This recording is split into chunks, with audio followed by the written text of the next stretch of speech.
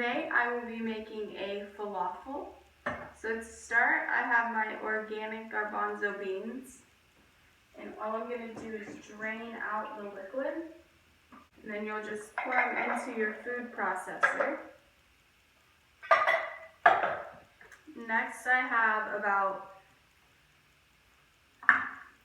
2 little cloves of garlic to add a little bit of flavor. And then I'm going to cut up just about 1/2 cup of onion.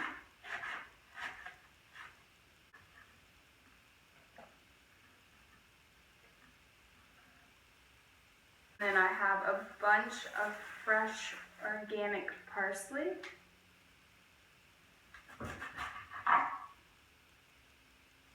So add in about a bunch of parsley.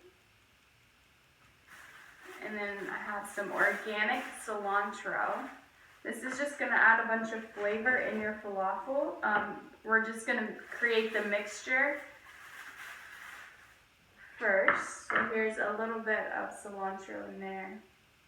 And then I have my almond flour. I'm going to add in about 1/2 cup. Actually, I'm only going to add in about 1/4 cup of this almond flour. Once you get everything in your food processor, you're just going to pulse it up. You don't want to make it all the way into like a hummus. So you want it to have a bunch of its kind of like a coarse texture. So you want it basically just like that, not all the way mashed up, but pretty pulsed together. And then you're just going to let this sit for a few hours in the fridge, and then that's going to help make the balls.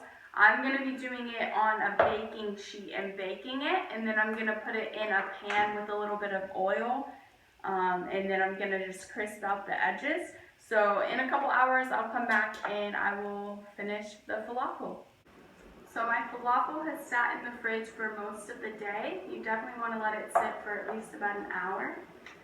And then all you do is you start to scoop it up and form it into little balls. And then you'll just place it on your parchment paper. And I already have the oven preheating to 450 degrees. You're just going to keep them in there until they're brown and kind of crisped up.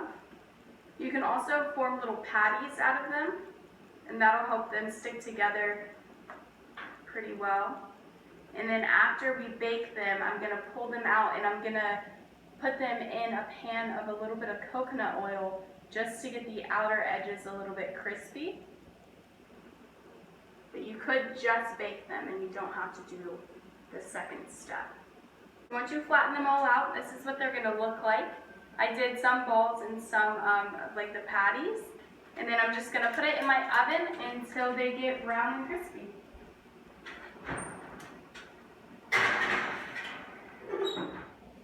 And then here are your falafel once they are done out of the oven.